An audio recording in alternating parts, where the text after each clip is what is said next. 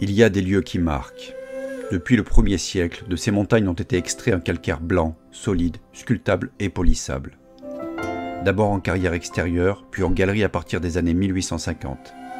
Les pierres étaient utilisées pour la construction de bâtiments et d'ornements dans de nombreux pays. Pourtant, concurrencé par le ciment plus rentable, le dernier bloc est sorti en 1939. C'est en 2008 que j'ai découvert cette carrière. Je me souviens de mon émotion.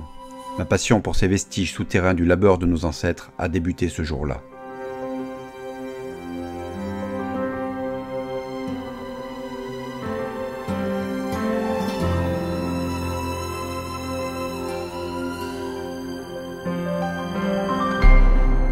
Et là, regardez déjà ce qu'on a là. On a un treuil magnifique qui permettait de descendre les blocs de pierre. Donc j'ai dit que c'était une carrière de marbre. C'est un calcaire, mais qui avait des caractéristiques très intéressantes pour la tailler notamment. Elle était résistante, mais elle était quand même relativement facile à tailler. Et elle était blanche. Hein. D'ailleurs, les pierres qu'on voit là, ça en fait partie. Hein. Et donc là, vous pouvez voir à l'intérieur deux énormes tambours. Un qui permettait de faire descendre un chariot et l'autre qui permettait en même temps de faire remonter un autre chariot. Donc ça fonctionnait uniquement par gravité. Alors, ces câbles, ils étaient capables de supporter des tractions de 35 tonnes. Je ne sais pas si vous imaginez la taille des pierres. Et donc après, ça descend dans la pente, sur des rails. Et jusqu'en bas où il y avait l'usine pour la taille des pierres. Et le bloc de pierre était chargé sur des chariots comme ça, des chariots en bois avec des grosses roues qui permettaient de les charger sans les casser, sans les abîmer.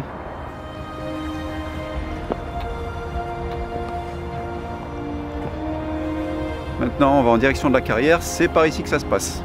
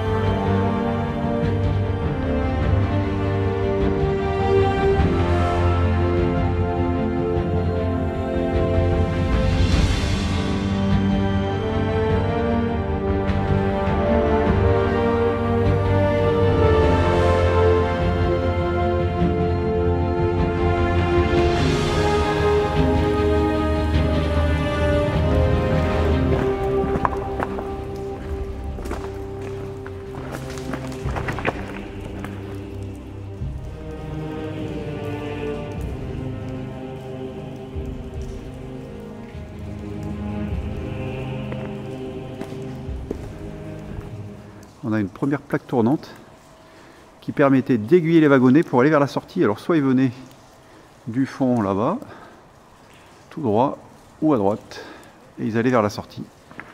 Bon, on va commencer par cette galerie en face de nous. On a une voie ferrée qui est assez large là. On avait des wagonnets qui devaient être de bonne taille. Un petit peu de brouillard. Donc on a une galerie d'accès à des zones d'exploitation. Et là, on arrive déjà dans une grande salle.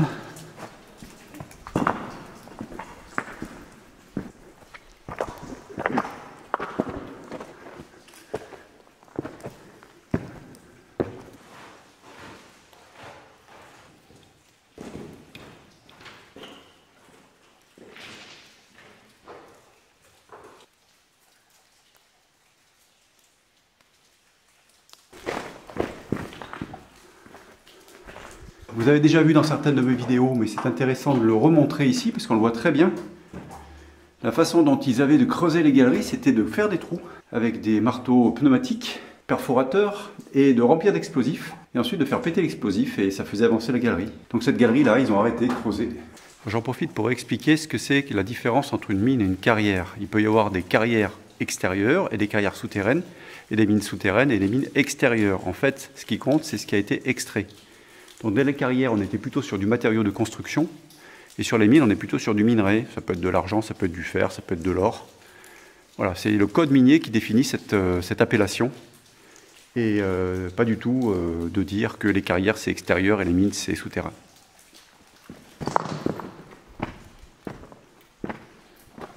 On a une petite cabane. Alors c'était peut-être pour stocker du matériel. 1912. Et là, ici,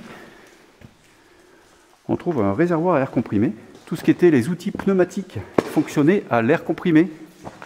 Il y avait des générateurs d'air comprimé qui étaient à l'extérieur souvent de la carrière, qui envoyaient de l'air comprimé dans ces réservoirs et ensuite avec des tuyaux qui partaient jusque vers les perforateurs.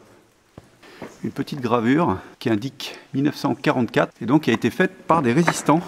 C'était pendant la guerre, donc la carrière était déjà abandonnée à ce moment-là puisque les dernières pierres sont sorties en 1943. Mais la carrière a servi de refuge et de point de surveillance sur l'extérieur pendant la Deuxième Guerre mondiale. Regardez ce bloc qui est juste au-dessus. On voit qu'il y a des trous qui ont été faits ici et plus bas ici aussi. Donc c'était les trous pour découper les blocs. Donc en fait, ils faisaient des trous, ils mettaient des coins, ils tapaient dedans, ils laissaient travailler la roche. Et la roche finissait par se couper à l'endroit qu'ils souhaitaient. Alors là, ce bloc, il ne s'est peut-être pas découpé comme prévu. En fait, on vient de faire une petite boucle dans une partie de la carrière. La carrière a été divisée en plusieurs parties qui appartenaient à différents exploitants.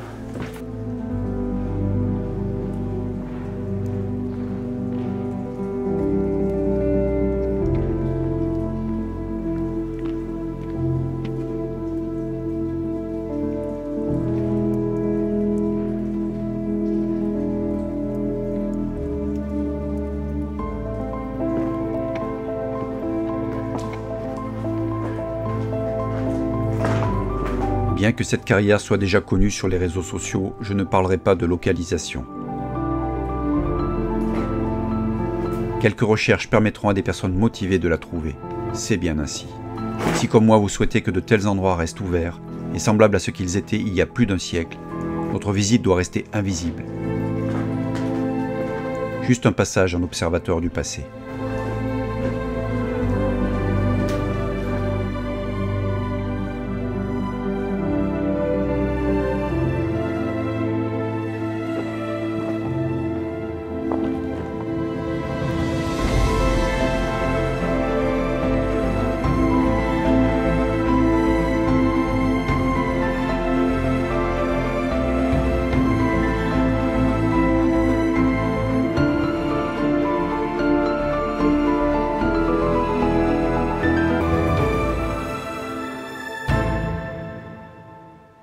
Alors ici, on est sur un bon exemple de quartier d'exploitation.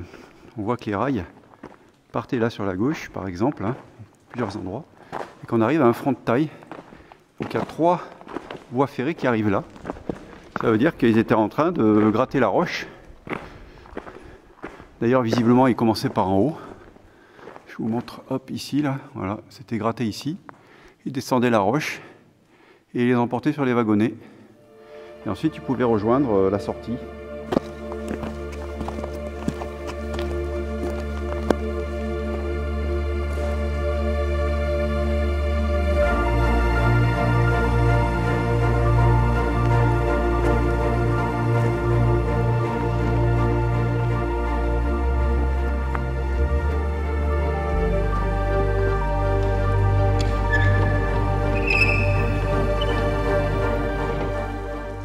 Là, il y a des spéléos qui sont montés.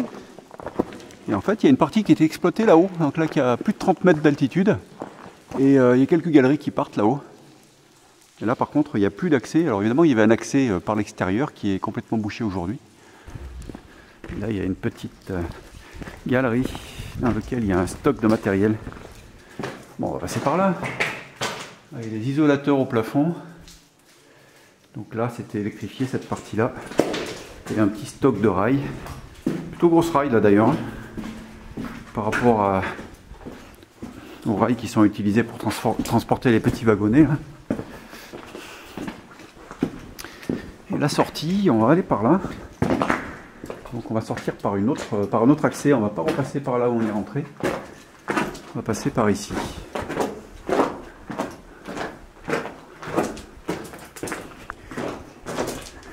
Alors ça, au plafond, c'était des tuyaux d'air comprimé pour les outils. Voilà, donc là, on est par une partie un peu ébouleuse. En fait, c'est le casque, il est surtout nécessaire pour cette partie-là.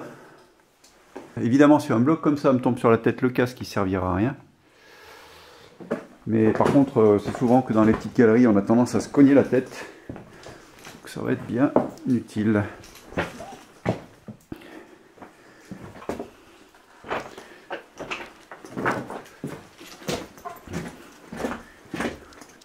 Là, on voit bien que ça a vomi les pierres. Ça correspondait à d'anciennes galeries qui devaient aller chercher la pierre dans les carrières extérieures, parce qu'il y avait toute une partie qui était exploitée en extérieur. Donc il faisait couler la pierre par ici, la récupérer dans les wagonnets pour la sortir. On trouve un petit wagonnet encore isolé.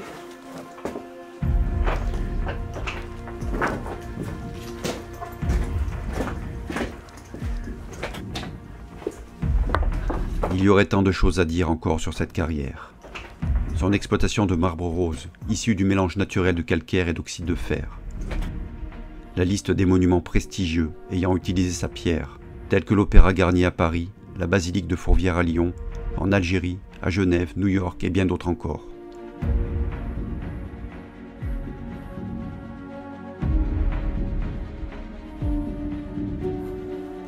Chacune de ces réalisations témoigne de son passé, ainsi que de celle de chaque carrier, pour des siècles encore, devant les yeux des passants qui en ignorent l'histoire.